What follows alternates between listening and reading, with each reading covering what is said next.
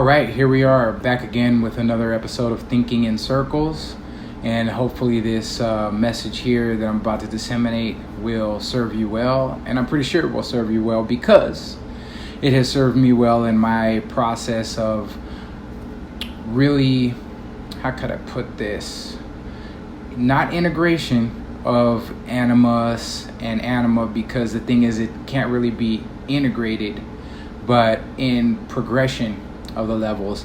And this is what we're going to talk about today, which is Animus and Anima and their 4 levels of integration and the relation to the court cards of the Lesser Arcana as a system by which the archetype of the Syzygy can be understood.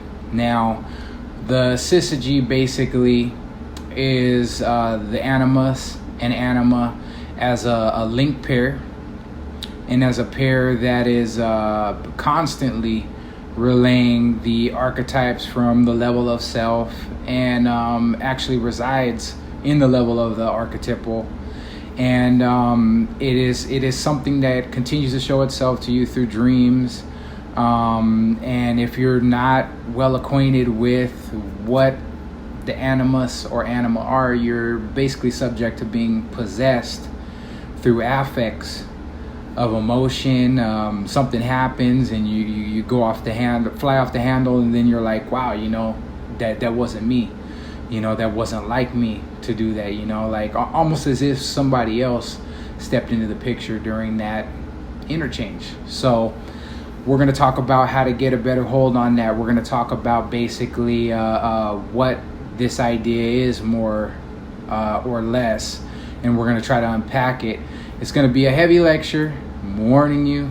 It's going to possibly, I might have to bust this down into 2 parts, but nevertheless, listening to this on speaker, audio speaker, or something like that will be well worth it, because by hearing some more voluminous information, and then by hearing some more lay information, which is just like some real base information about it, by compiling hearing it several times, you'll possibly come to a greater understanding. But anyways, we are going to get into it, and I'm going to start off with the introduction to this page.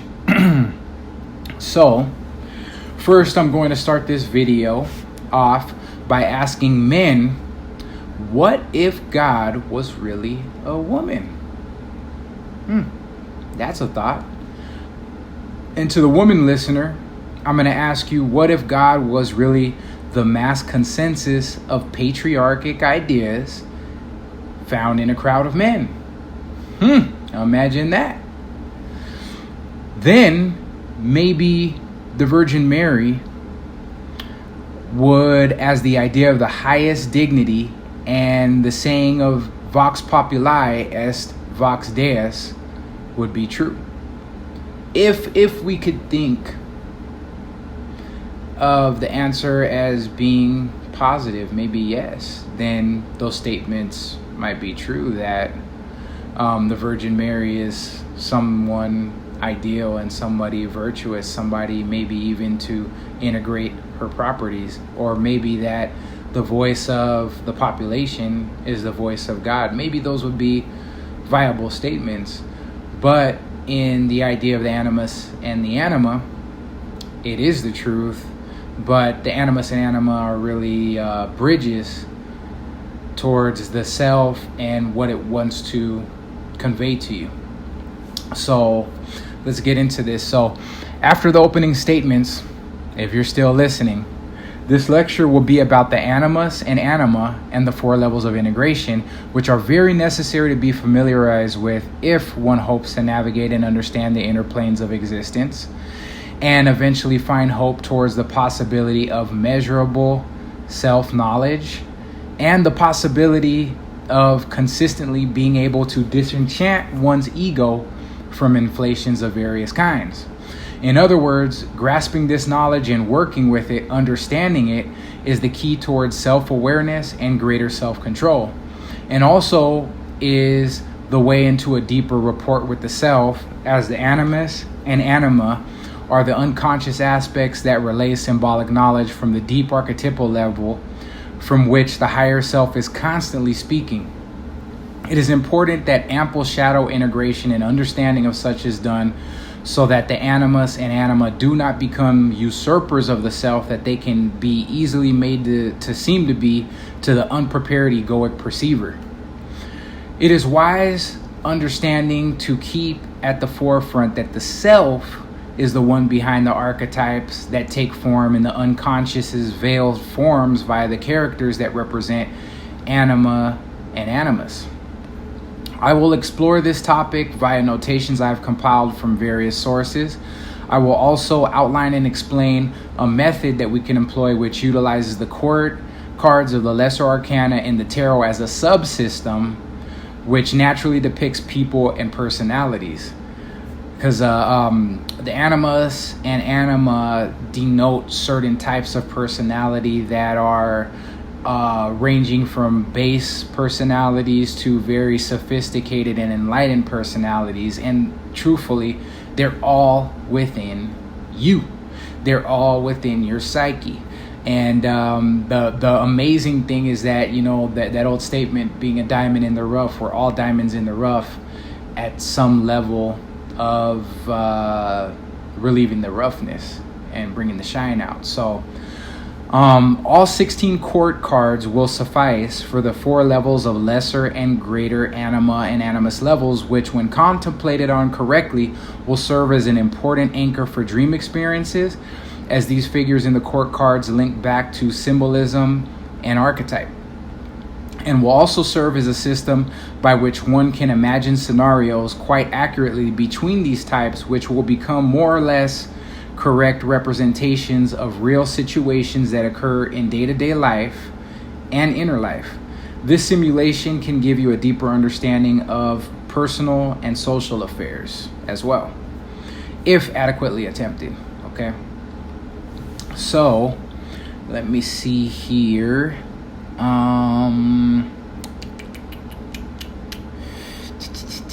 Give me 1 second here to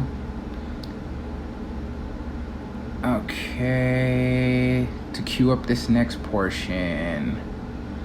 And I wrote a little footnote here. I mean, it's very important to have some type of system by which personalities can be known at various levels, so that one can not only know the various moods and affects one can be taken by, or even those with which one finds oneself at ease, but also because anyone at any given time can be speaking from the standpoint of the shadow, the anima or animus, or from the self, or from some combination of those. And this can vary during the course of an interchange in conversation. You know, you never really know who you're talking to at the end of the day, you know.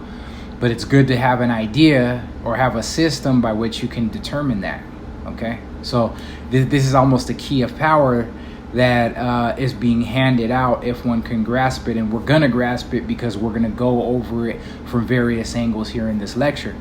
So to start this off now, we're going to compare the anima and animus. We talked in depth about the different parts of the Jungian take on the psyche, and the anima and animus were adequately dealt with there. However, we're going to get a real nice crash course that's going to unpack the idea. The 4 roles are not identical with genders reversed. Jung believed that while anima tended to appear as a relatively singular female personality, the animus may consist of a conjunction of multiple male personalities. In this way, the unconscious symbolizes the fact that animus represents a collective rather than a personal element. When you hear animus, what helps is to think of the left brain functions and characteristics, and for the anima, it helps to think of right brain functions. I will be placing a few pictures of these lists up during this lecture, like right now. These function lists are more or less analogous to animus and anima characteristics as well. The triune brain figures in here as well, and maybe we'll relate to that idea to this one a bit later. And I think it would really be important to do so because it does factor in pretty heavily, actually. So the process of animus development deals with cultivating an independent and non-socially subjugated idea of self by embodying a deeper word, as per a specific existential outlook, and manifesting this word. The word statement here shows that the animus is the logos within. Anima is eros related. That's the feminine side in man, right? Anima. Animus is the masculine side in woman, all right? To clarify, this does not mean that a female subject becomes more set in her ways, as this word is steeped in emotionality, subjectivity, and a dynamism just as a well-developed anima is. But what she is more internally aware of, she believes and feels, and is more capable of expressing these beliefs and feelings. Thus, the animus, in his most developed form, sometimes makes her even more receptive than a man to new creative ideas. Both final stages of animus and anima development have dynamic qualities related to motion and flux of this continual development process. So it's back and forward, it's fluid. Open-ended qualities. There's no static perfected ideal or manifestation of the quality in question. And yeah, there are open-ended qualities. Keep in mind this. I'm reading some writings and some writings that I took off the internet to basically explain this situation. But there are some footnotes that I've created to kind of guide some thought or interject some thought. And you can find out what level you are operating on if you understand the symbology, and if you are writing down your dreams and unpacking the dream information, you can see where you're at. The truth is, though, is that sometimes you regress in your progress. Sometimes you're moving forward in your progress, and there'll always be, for the most part, a dream or some inner feelings or some active imagination will show you what stage you're at, that you are in. And this comes from personal experience. You know, anything that I'm talking about here on this channel, I'm not going to talk about something that I don't have some type of personal enthusiasm for as relates to helping others. You know what I mean? So I could speak on that because I'm personally doing this work, and I'm enthused enough about it to put it out here amongst individuals that can benefit from it. So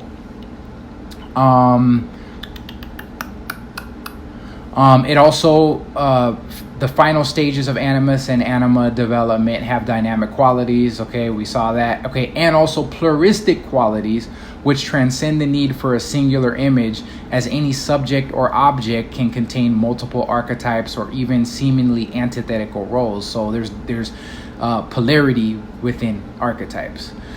They also form bridges to the next archetypal figures to emerge, as the unconscious again changes its dominant character and appears in new symbolic form representing the self. We will elucidate a bit later upon these bridges, as they have motifs inherent that act as indicators as to where one is in the progression/advancement of personal work.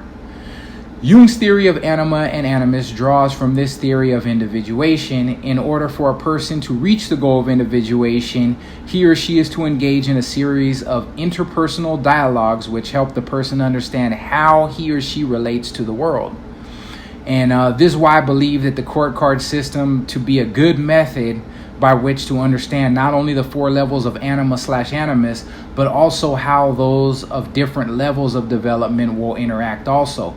So by nasce te ipsum, meaning knowing oneself or know thyself, one can know others more deeply. You know, as you're working on yourself, when you get around individuals, you can also know them in a very deep way, sometimes before actually 100% knowing. It's not assuming.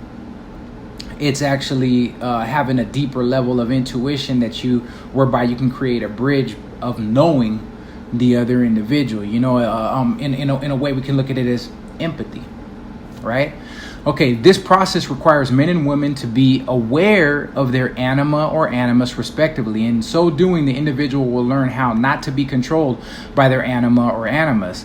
As individuals are made aware of their anima or animus, it allows them to overcome thoughts of who they ought to be and accept themselves for who they really are. So you can get over the burdens of the tyrannical superego, and the misconceptions that a person gains within the personal conscious, as far as their persona is concerned. You're able to rise above that through through rising through these several levels of Anima and Animus, all right, and through acquainting yourself with them. So according to Jung, individuals can discover a bridge to the collective unconscious through the development of their anima or animus, because they're on the level of the collective unconscious. The anima and animus represent the unconscious. The anima and animus are not gender specific, and men and women can have, or not gender specific, and men and women can have both. However, more empirical research is required to determine whether both men and women do possess both archetypes. I'll say something quickly about this. It's possible that they do, because you have a left brain and you have a right brain, and the left brain is more masculine or solar. The right brain is more lunar and more feminine. So the fact that all human beings possess both hemispheres, unless they, for some reason you got partially lobotomized, I think it's possible. But once again, empirical research needs to be done in order to prove it, right? Proof. We're in the age of science. Proof. So, continuing forward, origin of terms of anima and animus. Anima originated from the Latin and was originally used to describe ideas such as breath, soul, spirit, or vital force. So does the word ruach mean those things. And we already talked about what that was. The air, the wind, the spirit, the mind. Jung began using the term in the early 1920s to describe the inner feminine side of men. Animus originated from Latin, where it was used to describe ideas such as the rational soul, life, mind, mental powers, courage, or desire. In the early 19th century, animus was used to mean temper and was typically used in a hostile sense. In 1923, it began to be used as a term in Jungian psychology to describe the masculine side of women. Jungian cautions, and this going back over something that we stated earlier, Jungians warned that every personification of the unconscious, the shadow, the anima, the animus, and the self, has both a light and a dark aspect. The anima and animus have dual aspects. They can bring life-giving developments and creativeness to the personality, or they can cause petrification and physical death. And I made a footnote here too that says that's mercurius as poison and also the cure. When you see a chalice or the cup, right, that represents the mother, but there's a poison there, and there's also a cure. You know what I mean? And that's the aqua permanens is what that relates to, which is a symbol of mercurius. Okay, so on to the next page. One danger was of what Jung termed invasion of the conscious by the unconscious archetype, possession caused by the anima, bad taste. The anima surrounds herself with inferior people, is what Jung had stated. Jung insisted that a state of anima possession must be prevented. The anima is thereby forced into the inner world, where she functions as the medium between the ego and the unconscious, as does the persona between the ego and the environment. Alternatively, over-awareness of the anima or animus could provide a premature conclusion to the individuation process, a kind of psychological short circuit to identify the anima, at least provisionally, with wholeness. So it's not wholeness, it is the anima and animus are a channel through which the self is speaking to you. It's not the self. So we need to get that in our minds on the outset, right? And really on the outset, we need to do some proper shadow integration, because this is where you're going to lose yourself here, all right? Instead of being content with the intermediate position, the animus seeks to usurp the self with which the patient's animus identifies. The identification is a regular occurrence when the shadow, the dark side, has not sufficiently been realized, all right? And that's the first step of the work, all right, which is to do the shadow work. So now we're going to talk about the different stages of the anima, all right? So the first stage, Chava, and that's Hebrew, Eve, earth is purely biological.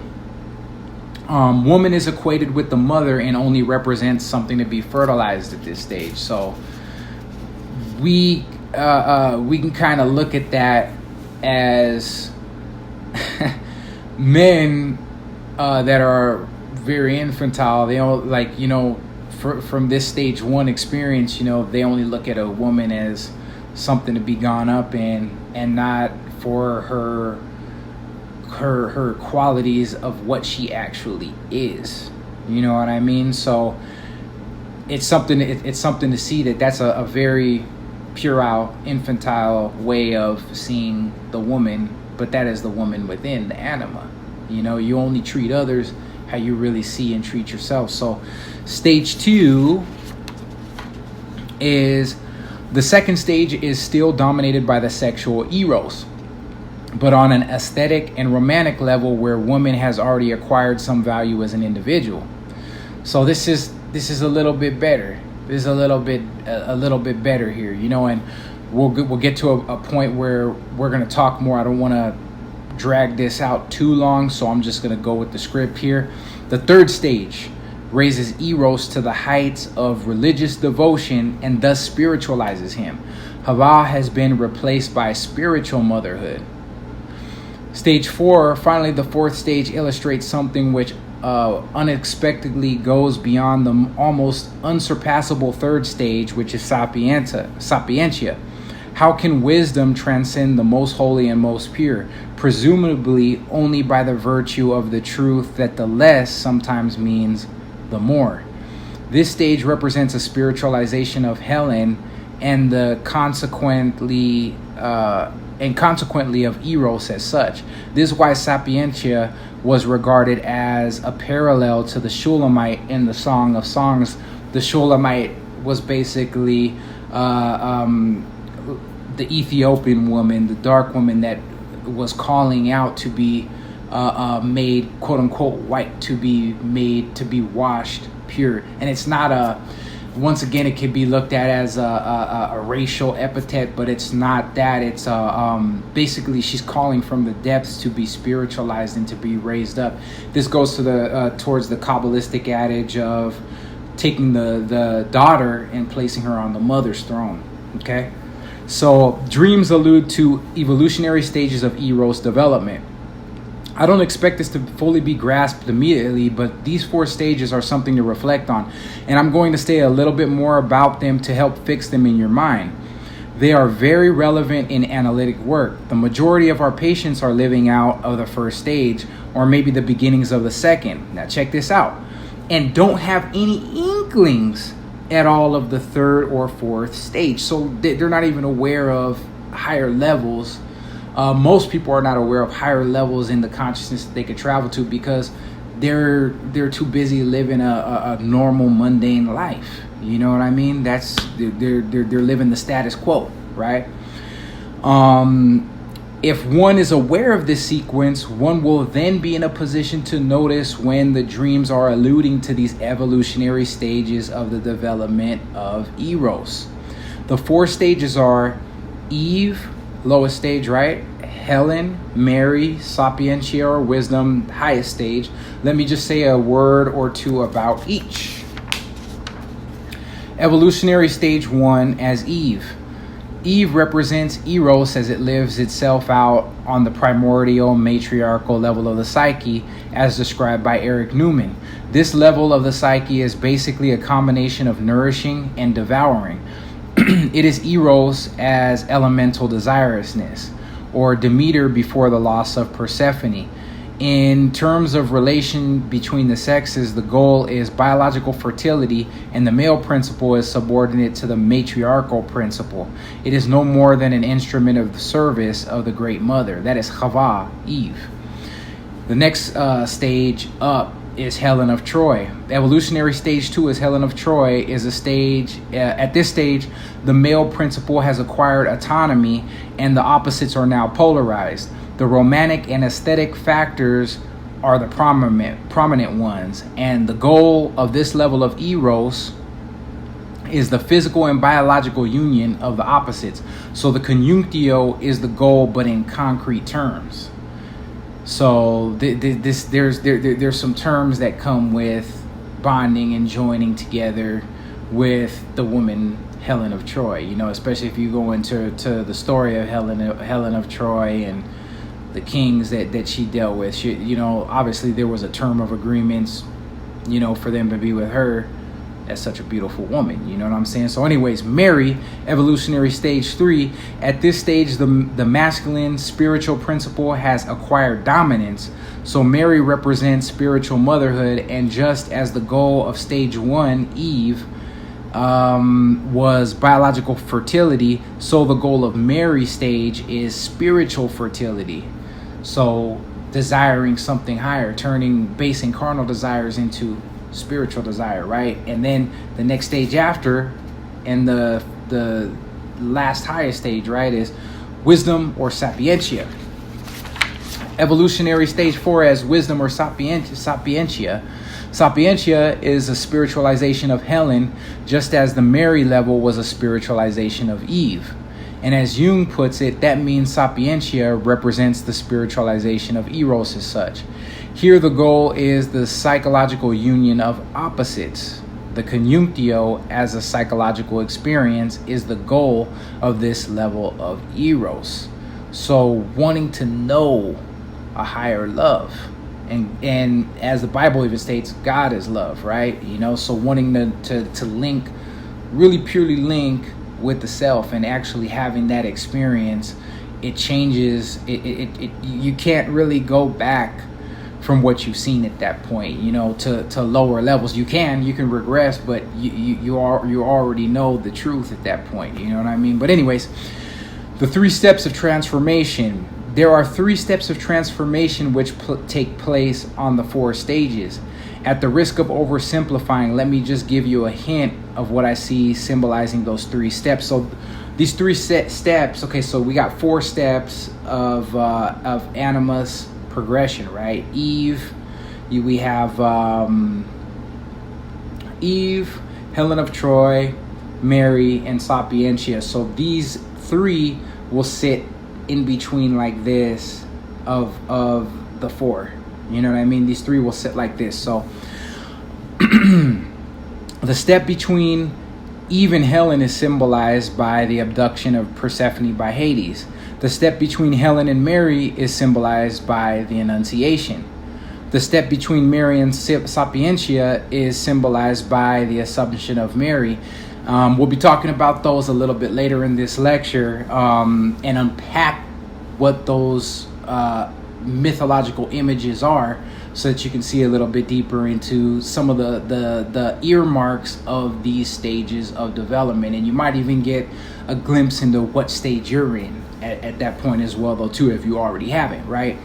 And what I'm going to do is throw in a picture of the rebus, right? And I'm going to put it side by side with the 2 of Cups, because these pictures represent in total, the picture of the rebus shows the end of the work of alchemy, or the end of the work of the 4 levels of Eros or Logos, or respectively Anima and Animus Progression, right? And the procurement of the Philosopher's Stone, you know what I mean? The conjunctio. This is basically what this is showing. And if you look at the imagery, you might be able, by listening to the rest of this lecture, find out what these things mean in terms of the whole work. All right, so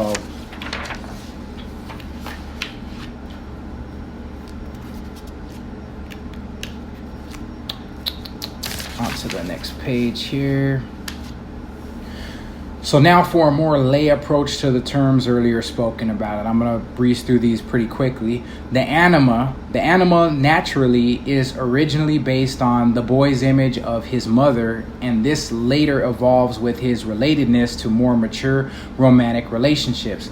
The anima is generally related to in this singular both in the inner and outer worlds, meaning a man will generally project his anima onto only a single woman at any one time, whereas a woman would frequently have more than one animus projection in her life, because as we read earlier about the animus, it's a collection, it's a collective of many different masculine ideas. You know, sometimes women will see the animus in their dreams in the form of a group or crowd of men. All right.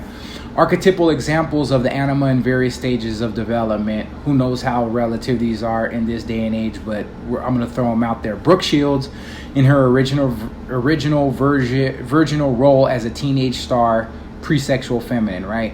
Marilyn Monroe or Pamela Anderson, the fully developed sexual diva. Jackie Kennedy or Eleanor Roosevelt, the mature, feminine, supportive wife, mother, nurturer. Margaret Thatcher, strong, intuitive leadership with some sacrifice of the feminine. Evita Peron or Hillary Clinton, the feminine in a strong leadership role, but still feminine on bearing and orientation. Mother Teresa or Florence Nightingale, the highly evolved feminine embodying the spiritual transcendence of the feminine archetype, but still connected to the world. The Virgin Mary, the true transcendent iconic female, no longer of this world. And when they say no longer of this world, it makes me think of, I think the name of this deity was Themis. Slap me if I'm wrong. I think it might have been Themis, but there was a deity that represented law and order in the world, and with the coming of the Iron Age, she was taken up into the heavens because the world was just getting to be such a bad place, and promised to come back in the latter times. Forgive me if I'm wrong about the word Themis, but I'll place the correction up here if I'm wrong about that though. But anyways, the integrated anima. Some typical qualities of the integrated anima are self-soothing, self-nurturing, and self-loving, access to creative inspiration, strong center and contained inner life, capable of empathy, able to make value judgments beyond the realm of pure rationality, access to feeling life, good relatedness, happy.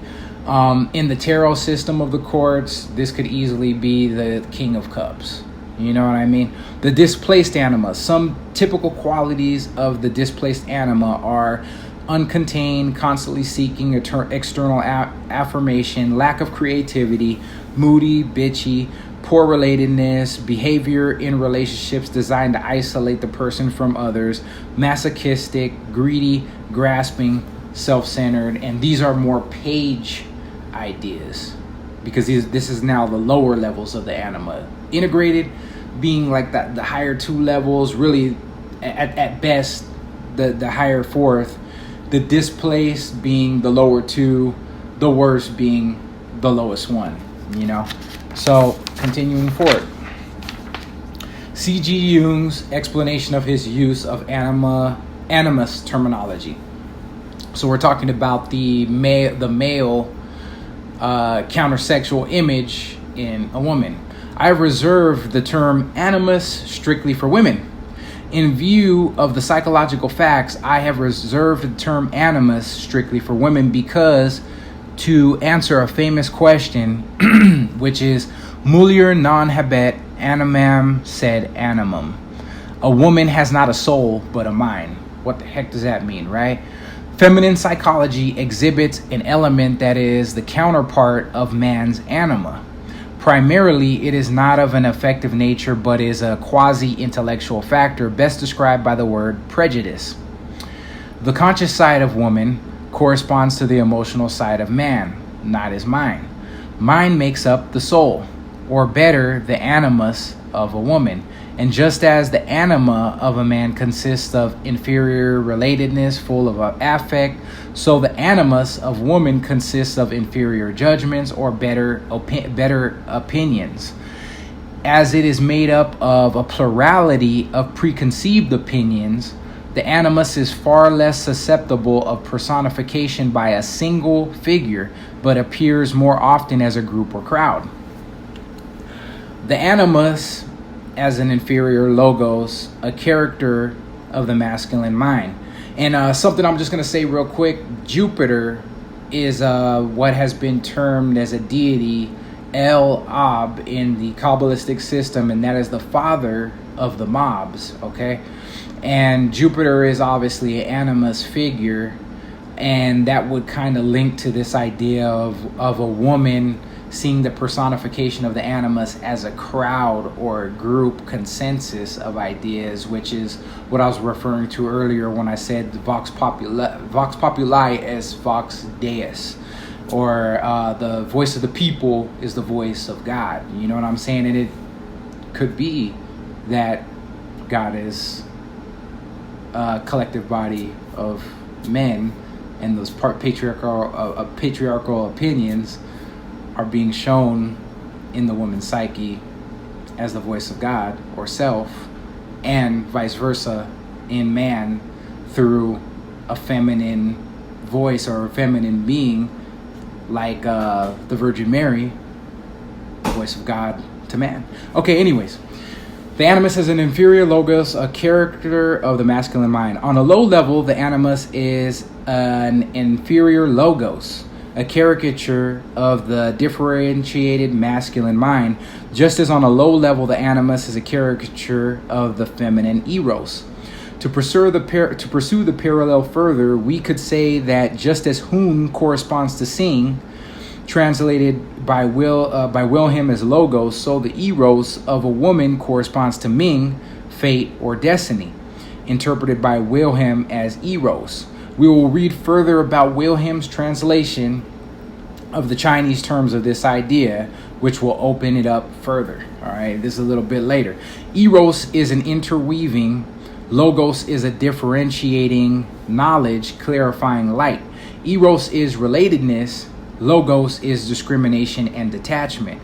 Hence, the inferior logos of women's animus appears as something quite unrelated, as an inaccessible prejudice, or as an opinion which, irritatingly enough, has nothing to do with the essential nature of the object. Okay. So now, on to some lay examples of animus figures as pertains to what was aforementioned. Levels of animus development. So I'm going to read this last part and we're going to get into some figures of animus. Levels of animus development. Jung focused more on the man's anima and wrote less about the woman's animus. Jung believed that every woman has an analogous animus within her psyche, this being a set of unconscious masculine attributes and potentials. He viewed the animus as being more complex than the anima, postulating that women have a host of animus images, whereas the male anima consists of only one dominant image. Jung stated that there are 4 parallel levels of animus developed in a woman. The highest being Hermes, man as a spiritual guide. We can say 1 there, right? Finally, in this 4th manifestation, the animus is the incarnation of meaning. On this highest level, he becomes like the anima, a mediator of spiritual profundity. Jung noted that in mythology, this aspect of the animus appears as Hermes, messenger of the gods. In dreams, he is a helpful guide. Like Sophia, this is the highest level of mediation between the unconscious and conscious mind. In the book, The Invisible Partners, John A. Sanford said that the key to controlling one's anima/animus is to recognize it when it manifests and exercise our ability to discern the anima/animus from reality. 2. Lloyd George, man as a professor, clergyman, or orator. All right. And that Hermes, man as a spiritual guide, this could be the king archetype, or the king court card, if we will. All right. The man as a professor, clergyman, orator, and that would be king. The first one I spoke of would be like King of Wands, for instance. The man as a professor, clergyman, or orator is like King of Cups. All right. So in the 3rd phase, the animus becomes the word, often appearing as a professor or clergyman, the bearer of the word. Like Lloyd George, the great political orator. The 3rd level and almost the lowest level, man of action or romance, Byron. In the next phase, the animus possesses initiative and the capacity for planned action. The romantic man, the 19th century British poet Byron, or the man of action, America's Ernest Hemingway, war hero, hunter, etc. These are the knights in the court cards. You know what I mean? We can posit the Knight of Swords as an animus figure here, right? Tarzan, the man of mere physical power, is the last one, analogous to Eve, on the lower rung of the anima principles. So this is an animus figure. For Tarzan, man of mere physical power, the animus first appears as a personification of mere physical power. For instance, as an athletic champion or muscle man, such as the fictional jungle hero Tarzan. So like strong, explosive, but at the same time not so capable. You know what I mean? Not so capable of higher rationality, of the efficacy of his power, of knowing what to do with all that strength as far as skill is concerned. So on to the next page.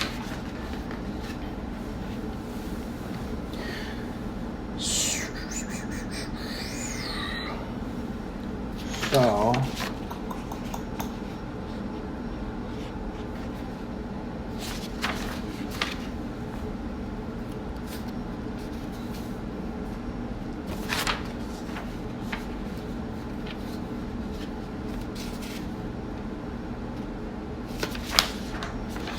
and you know what? I am going to read this real quick, though, this last piece. The integrated animus. The animus, when it is integrated in a healthy female psyche, would typically imbue the following qualities: good rational and logical ability, ability for clear non-attached thought, ability to construct by sustained effort and application, a strong center, a good external strength in the persona, bridge to knowledge and creative thought, problem solving. The displaced anima. When the animus is displaced or overwhelms the female psyche, it may exhibit some of the following symptoms: know-it-all behavior, bullying, sadism, being controlling or loud, inability to effectively and meaningfully relate. So now we're going to get into the idea of sulfur, which is indicative of the energies that push one along through these levels of anima or animus development, because desire is key there as a catalyst to pushing one through these levels, and doing so in a way that what you're looking for as far as development happens in a genuine fashion. And desires sometimes will lead you into the right direction. Sometimes desires, you're like, man, I didn't need this, or now what it is that I desired and what it is that I did, now I'm faced with the result of my decision, and you learn a lesson that really opens up your consciousness and helps you to decide what is necessary at this point. You know what I mean? Like, and what you should deem and term as is necessary per what it is that you're supposed to be following in your life. So anyways, sulfur in Hebrew is gufarit, all right, and the root is gafur, and gafur is to sulfurize and also to make watertight. To sulfurize by inference leads to the idea of volatility or volition, will, right? To make watertight, by inference, we can look at that as to seal off from the negative effect of water or emotion. So to stop, to seal ourselves off, maybe it's almost like a hardening process. You're no longer naive to the things in life, because you've been through enough of following your desires and running your head into a wall. And running your head into a wall implies going through a continuous cycle of making mistakes, of having problems, you know what I mean? And eventually by doing that, you see like, man, you know, I keep running my head into this situation. So you may not have the terminology to understand that it's probably born out of a complex, which is archetypal. It's an archetypal pattern, meaning it's something that you're following that's continually giving you the same result. You may not have the terminology, but somehow you can grasp that it's something that you are doing that is continually leading you down the same line towards the same result, right? So anyways, let's look into sulfur as a bridge by which we can possibly ascertain the several levels of anima and animus, and also see the aspects of the fire of libido / desire, which are that which taints and that which purifies. The dual aspect of the light and our application to it can be the will to power that is necessary towards unlocking higher levels of our psyche, yet there is a refining aspect and an appetite of nature in this image to be made aware of, which can help or hinder one in their quest towards higher levels of inner being. As Venus on the tree of life is the number 7, beauty and desire, and hers, which can be neutral but dazzling qualities, you know, those are hers. The array of 7 colors, yet the colors are seen because of the splitting of a single light of pure color shining through the eye of the prism called knowledge. We can become enthralled and deluded by the light show, or recognize its one source by using the symbolic ideas hidden in the meanings of the colors. For example, all 7 colors refer back to the senses, chakras, planets of the Ruach, and the myths of the God energies associated with the 7 planets. We must use the 7 as a ladder, as desire towards divinity, not simply as desire spilt upon the material, which the latter is the norm, sadly. This idea is hidden in the idea of Aphrodite and Aphrodite Urania. Naturally, we must, through time, trial, and error, consciously excavate our deeds and see the emptiness underlying them before we can come to maturity and wisdom. Such is the way of sincere progression through the 4 levels of Anima and Animus. All right, so let me see here. Okay, so we're going to start reading about sulfur real quick, because the application and understanding of sulfur shows you that desire plays a real big part in moving through these levels of transformation. All right, so sulfur consumes, in other words, it brings about calcinatio, which is an alchemical term. It is the fire principle itself, so it is an image of libido or life energy. Mercury, sulfur, and salt. The alchemist thought of everything as being composed of a triad of substances: mercury, sulfur, and salt. Mercury is spirit, sulfur is soul, salt is body. Sulfur is the animating principle, the principle of life, which has its basic feature, energy, symbolized by fire. And this mercury, sulfur, salt is also in the Hindu understanding, right? Sattvikas, Rajas, and Tamas. And I might throw up a little diagram of that so you can see what those pertain to. And they pertain to everything that this is talking about. Sulfur as an agent of coagulatio. That's another alchemical terminology right there. Certain alchemical recipes specify sulfur as an agent of coagulatio. The basic idea psychologically is that desire coagulates or brings down into form. The psychologically unborn abstract person isn't yet fully in life. Earth and earthly existence are a product of desire and coagulatio brought about by sulfur. This means that such an unborn abstract person has to discover where his or her sulfur is, where desire is, and then go with it. And this links back to desire as an alchemical rule coagulates. The body is a body of desire. All right, you know, So when all is said and done, mature wisdom is the next portion of talking about sulfur. Too often it can happen that abstract, spiritualized, unborn people read the Apostle Paul or the Buddha's fire sermon, which is pretty deep, and use such wisdom to avoid the process of coagulatio. Real wisdom is expressed in those statements, but it is mature wisdom. Wisdom that applies only after you've been through the full fires of desirousness. It should not be used as a device to bypass the life process.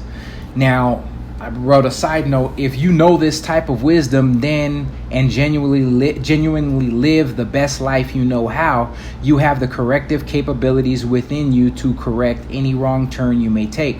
Which reminds me of the myth of the Minotaur and the maze that ever shifted. Theseus had to have a wire of string to find his way out of the labyrinth, a place where you can get lost. But also, since he had done the work to mark his path in that way, was able to slay the beast and escaped, freeing Athens from an obligation to the beast and Minos, which was every year for Athens to send 7 young women to feed the Minotaur as compensation for the death of Minos' son, killed due to some sort of jealousy behind his son winning some traditional games, So the next idea here that we're going to talk about is mortificatio, which is another alchemical step as an inevitable consequence of coagulatio. Sulfur corrupts. Thus, it corresponds to the chemical fact that by forming black sulfide, sulfur tends to blacken many of the metals it touches. And of course, the evil-smelling gases it generates brings in the idea of corruption and foulness too. Thus, because of these chemical hooks, the symbolism of mortificatio gets projected onto sulfur. The corrupting aspects of sulfur would correspond to the fact that mortificatio is an inevitable consequence of coagulatio. That which is born into incarnate mortal existence is also doomed to die and to undergo corruption. It is the nature of the elemental desirousness that first it leads into life, where it is perceived as sin, guilt, and misery. That then leads to the corrupting aspect of sulfur and to the fact that it promotes the negredo, the blackening. Sulfur as the great painter of nature. Sulfur tinctures and matures. Some of the sulfides are black, but others produce some of the most brilliant colors of the painter's palette. Cadmium yellow, for instance, is cadmium sulfide, a standard of painters. Bismuth sulfide is brown.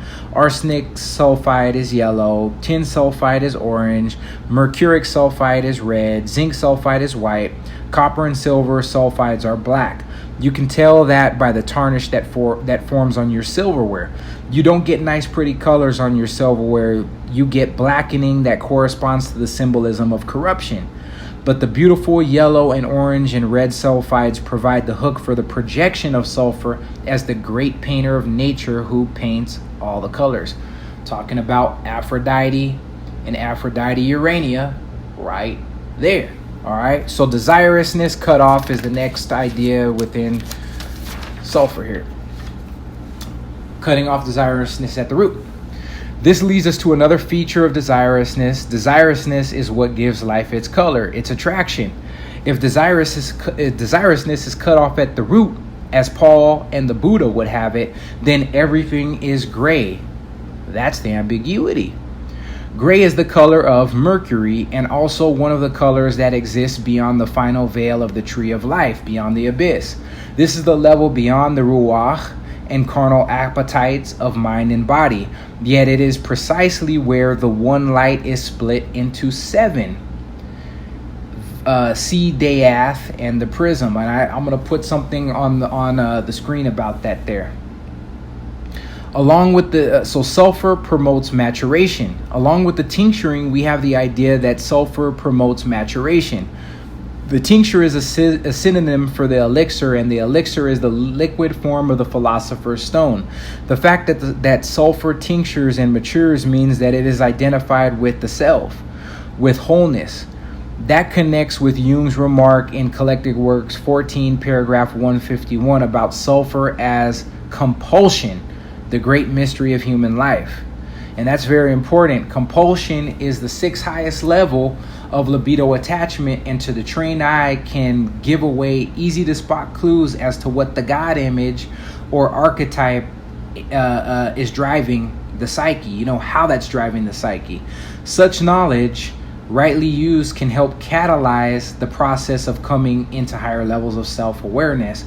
Remember, Mercury is the prima materia, the author and finisher of the work, but also a doctrine, a philosophy. With the right philosophy, one can align with the self properly and place oneself in line with fate and destiny, maybe the daemon as well too, and at that with magnetic results. Okay, something really to keep in mind. So the qualifier, why sulfur can be used as a bridge to look into animus levels, is because it is related to soul, thus animus, right? So, and this pertains to anima levels as well of progression. Some would say integration, but since they're archetypes, can't integrate those, not 100%. So sulfur and salt. I think in this context, sulfur would represent the hot fiery principle and salt would represent the cold watery principle. It is a variation of the soul and Luna theme. The idea is that one opposite is wounded or killed by the encounter with its contrary, just like Gabricus disappeared in the womb of Bea. At a certain stage of development, sulfur and desirousness must be wounded, killed, frustrated, or bottled up. So what I'm going to do is put up on the screen an image that's going to basically show how the court cards relate to the Anima and Animus and the key elements. So in the elements column, you're going to see an upright triangle, downward triangle, and then an upright triangle with a line through it, and a downward triangle with a line through it. These correspond to fire, water, air, and earth. So in the tarot, that's wands, cups, swords, and pentacles, which are drawn in the next column. The playing card equivalent are clubs, hearts, spades, and diamonds. And then playing card and tarot suits are king, queen, knight, jack.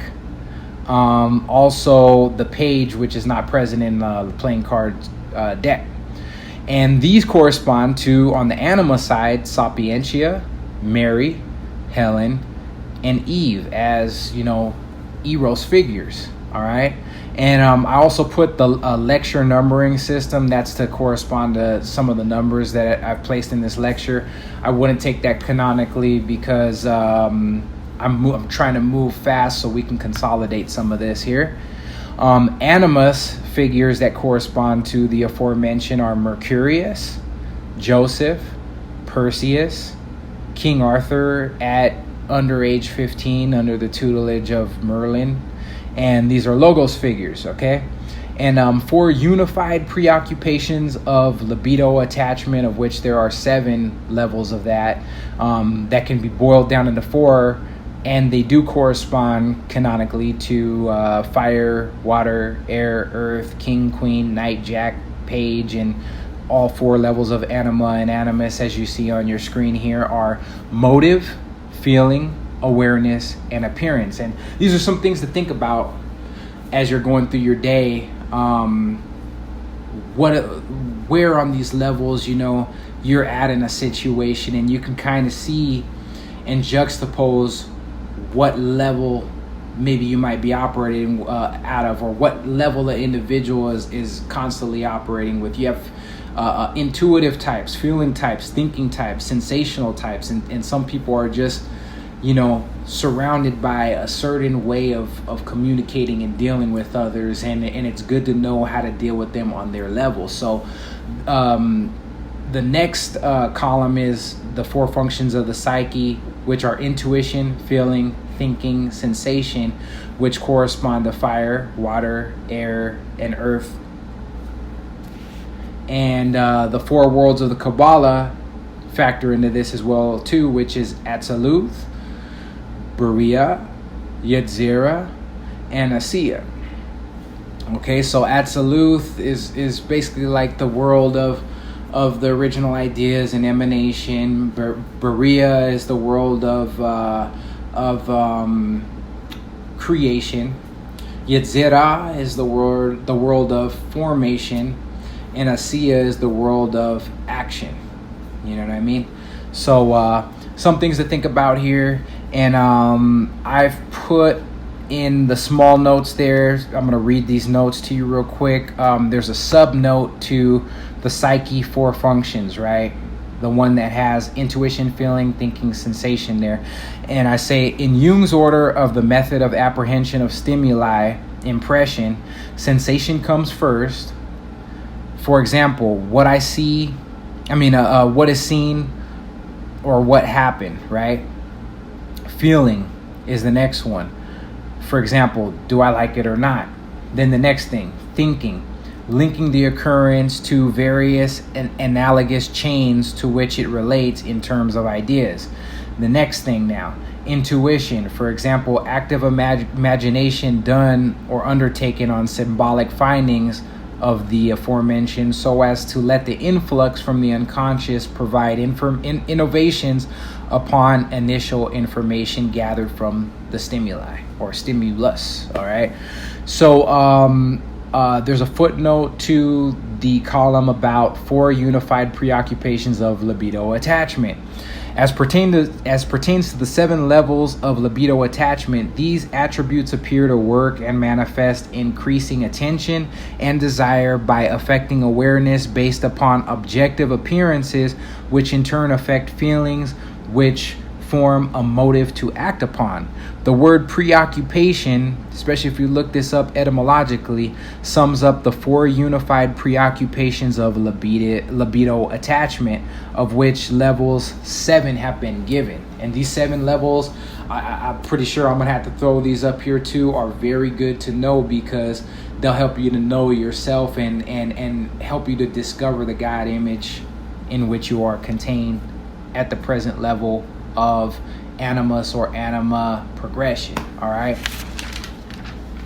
So we're going to get directly into some ideas of the court cards, and I'm going to keep this layover up so you can understand a little bit more about some of the attributes of the court cards as pertains to Animus and Anima. That way you can see a little bit more about this, and you can understand a little bit more about this, as it's a really good system to grasp this idea from. Okay, so what I'm going to do also at some point here is intermittently place the court cards up so you can see what the body of a certain deck of court cards looks like, and we're going to make the correlative mentions here. So 4 levels of Animus and Anima as seen in the tarot. In a deck of playing cards, the term face card or court card and sometimes royalty is generally used to describe a card that depicts a person as opposed to the pip cards, which are the number cards. They are also known as picture cards or, until the 20th century, coat cards. In divinatory, esoteric, and occult tarot, the minor arcana are believed to represent relatively mundane features of life. And that's called also to the lesser arcana. The court cards represent people whom one meets and also their specific personalities. Each suit also has distinctive characteristics and connotations commonly held to be as follows. So wands, batons, clubs, and staves. French suit are called clubs. The element is fire. The class is artisans or artisans. And if memory serves me correct, artisans are builders, architects, and the faculty that this suit contains is creativity and will, in short. All right, and this is an animus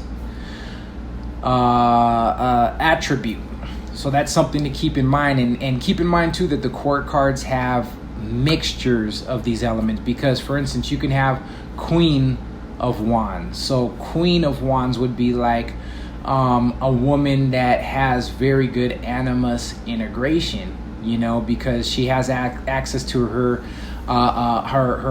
mental, executive, creative, and willful capacity in a balanced fashion. You know what I mean? You have to look at all of those cards in their inner mixture. But fire is more of a male or animus idea.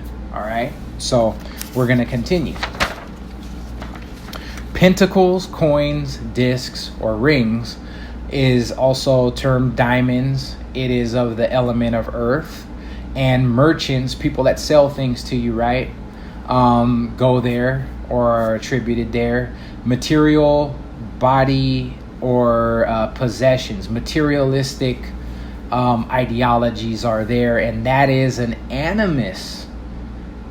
An anima principle. That is an anima principle because it deals with the earth. Remember, Chava, or Eve, being the lowest of the anima characters, could easily fit in here, and she represents the earth. Okay, so I want you to see the parallels so that you can understand that this is a system that you could use and that you could jumble around in your head to actually understand this and make mock situations to where you can really start looking around in your day-to-day and seeing the anima and the animus at work and in yourself, and use this system to even uncover dream motifs and dream characters and see what they're really trying to say to you. You know what I mean? So anyways, cups, chalices, goblets, vessels correspond to hearts and also correspond to water.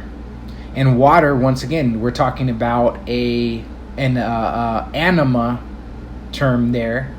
And the clergy is what deals with this idea. Clergy being individuals of science, but really individuals that are philosophers, individuals that are we could say priests, pastors. You know what I mean? And what pertains to that is emotions and love.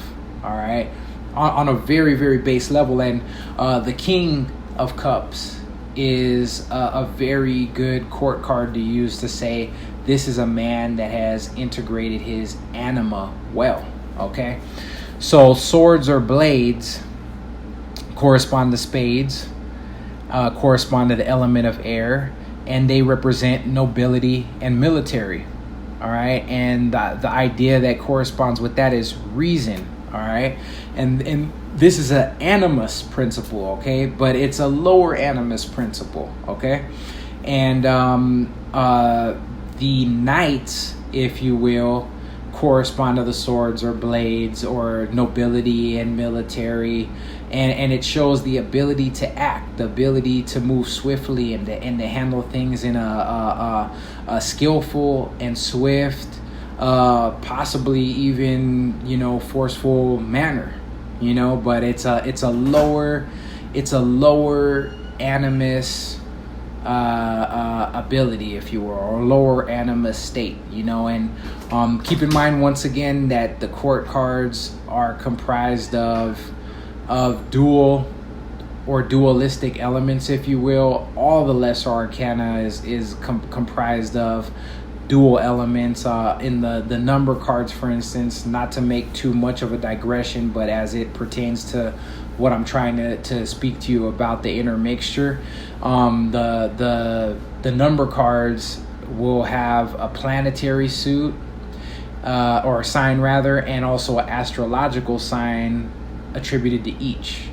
Okay, so we can also see the same things for the anima and animus, and it shows the inner mixture of the ideas, the inner mixture of anima and animus, and the fact that they are a syzygy, they are yoked together within the psyche.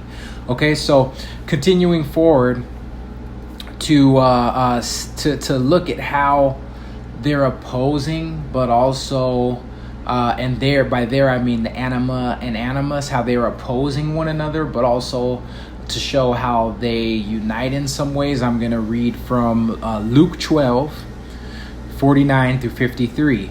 This is a good scripture to meditate upon when referring to this idea. Christ here is speaking, who is the vine that connects and unifies the ones divided in the scripture.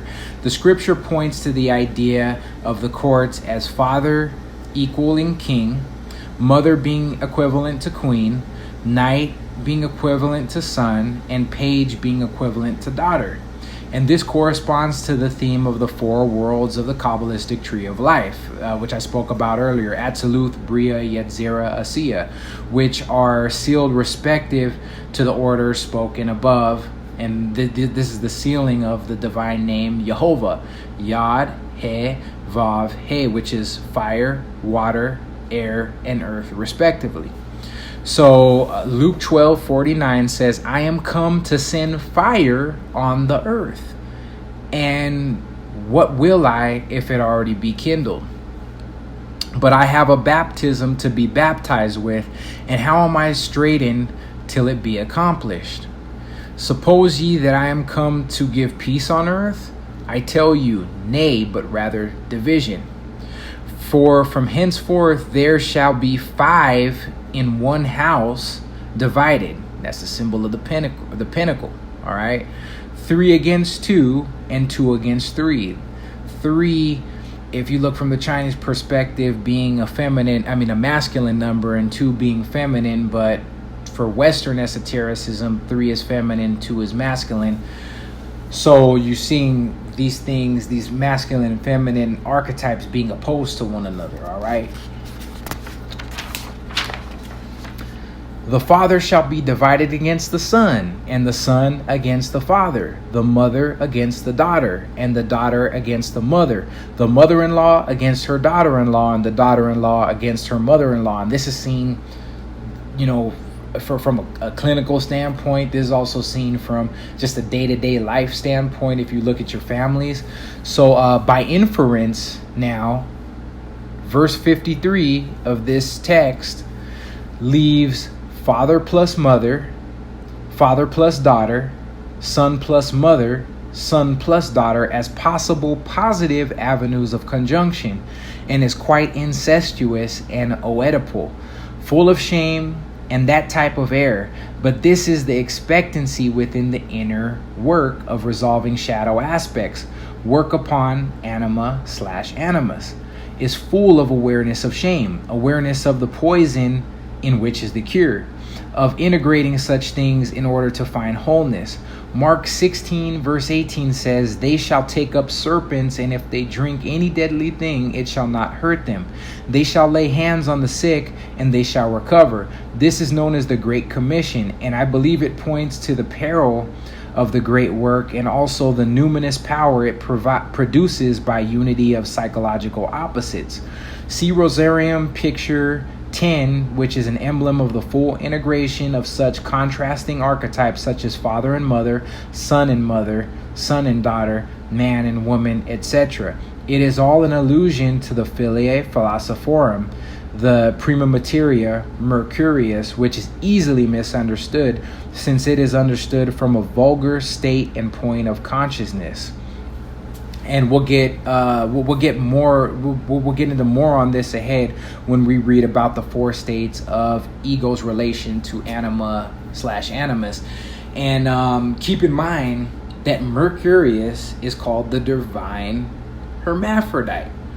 Hermaphrodite is something that is unified in dual sexual form. We can also see this composition of opposites in the idea of abraxas. So I'll be putting pictures of these figures up here. All right. So we're going to read about the 4 suits once again. All right. The king. As the leader in a traditional monarchy, the king card represents control and authority. Reed explains you might channel king-like energy when you have to step up and take charge during a meeting, or when you demonstrate expertise in a subject or activity. That's a Animus principle. So in the suits, King of Cups represents sensitivity or diplomacy. King of Pentacles represents financial stability or magnanimity. King of Swords represents logic or maturity. King of Wands represents bravery or leadership. The queen, which is an anima figure rather, okay, of the highest kind, the king being an animus figure of the highest kind as well too, which we aforementioned. So the queen, as we alluded to earlier, the queen is the caregiver of the court. These cards can indicate the parts of your life that may need extra attention and support, or they may point towards someone in your life who's offering you that kind of love, care, and protection. So in the suits, the Queen of Cups represents empathy or love. The Queen of Pentacles represents security or thrift. The Queen of Swords will represent intelligence or clarity. The Queen of Wands will represent creativity and sensuality. All right. So we're going to talk about the Knight, which is, once again, it's an animus figure, but it's a lower animus figure. All right. Reed said that traditionally, Knight cards are always illustrated with images of young men. Contemporary readers can reinterpret that depiction as anyone who acts rashly and decisively. All right. These cards indicate where and what type of action may need to be taken in your life. So the Knight of, let's go ahead and go to the next page. The Knight of Cups represents romance or honor. The Knight of Pentacles represents reliability or decisiveness. The Knight of Swords represents confrontation or debate. The Knight of Wands represents adventure or impulsivity. All right. So the Page is a lower level of anima figure. All right. As the youngest member of the court, the Page represents newness and promise across the board. Reed says drawing a Page card may suggest incoming news, messages, or internal realizations. She adds that in some cases, Page cards can quite literally represent any young people or children in your life. That's in a reading, but we're using this instead of as a tarot reading tool. We're using this as the Tarosophists would use it to understand the self, to understand aspects of the psyche. All right. So the Page of Cups represents infatuation or innocence. The Page of Pentacles represents focus or progress. The Page of Swords represents invention or self-assuredness. The Page of Wands represents enthusiasm or motivation. So these obviously too look like certain things that as far as anima figures in a man would hit you when you need that extra push to get you to a higher level of accomplishment within your personal growth. You know what I mean? Because recognizing, for instance, infatuation or innocence can show you, you know, how naive you actually are. You know what I mean? And that there is and there is a higher level, for instance, in Sophia, in the Queen, if you will. You know what I mean? But keep in mind, once again, as I've shown that chart, you're gonna see that the King level can represent Sophia as the element of fire, as the highest of the four anima or animus levels. It could also represent the highest animus level, which could be Mercurius in fire. You see what I'm saying? Or in the King aspect. So you can look at these cards in a lot of ways, but I would suggest, in order to anchor an understanding of how to use these cards for personal development and for personal understanding of anima and animus relation, keep yourself linked and grounded in the elemental understanding, and that's completely defined in the overlay that I've placed up, and which I will do again. It's completely outlined there. Keep yourself linked in those principles, because those principles will guide you through the dual nature of these archetypal ideas. Archetypes, symbolism contain their opposites within them. That's what lets you know that they are numinous in a large way. All right. So anyways, we are going to go to the next portion of this lecture. Why work on the center of the anima or animus is important to an individual as explained by Jung from the angle of Chinese philosophical thought. So we're gonna get into this as an extended look at Anima and Animus via Eastern thought. All right, and this is basically gonna open up a different direction and a different understanding of what Anima and Animus is. So this is just another recapitulation, but from an Eastern idea. All right.